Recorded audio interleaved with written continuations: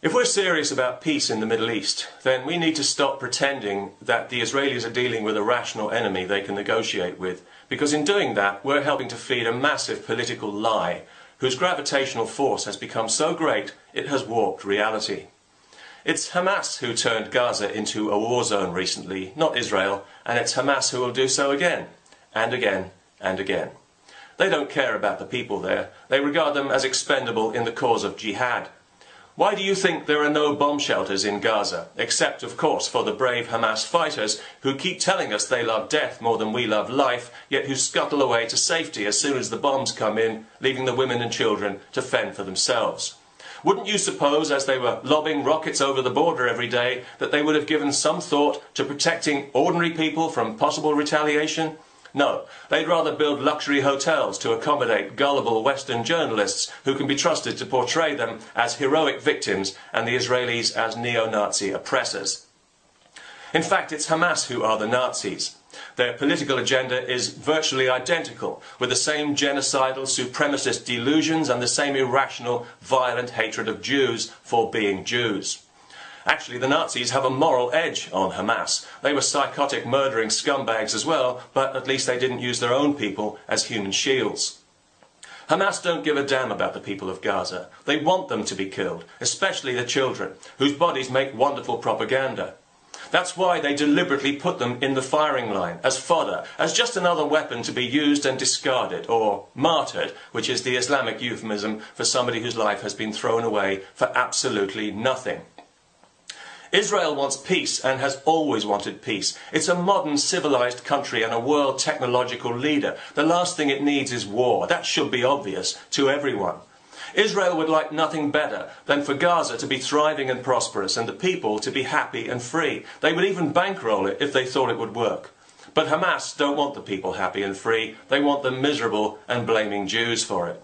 Because Hamas are Islamic fanatics. Jihadis, the same mentality that flew into the Twin Towers and then blamed, guess who, the Jews. They bribed the people of Gaza to elect them on a political platform, but once in power they enforced their religion with an iron fist. Does anyone seriously think they'd be elected again? We'll never know, because once elected, an Islamist government is elected forever, and anybody who wants to argue about it can expect to be murdered and their corpse dragged through the streets behind a motorcycle, as happened last week in Gaza. These are men who are so hypnotized by their callous and violent religion, and so bereft of any semblance of moral decency or compassion, that they'll happily murder someone for expressing a moment of joy by singing at a wedding, as happened last week in Gaza. Singing is outlawed in their Islamic paradise. Joy is forbidden. Happiness is haram. They invoke the Quran in their founding charter, especially the passage about killing Jews. That's a big favourite. And they teach their children that the highest thing they can aspire to is to kill themselves by killing Jews. And these are the people the Israelis are supposed to negotiate with. It would be easier to reason with a rattlesnake.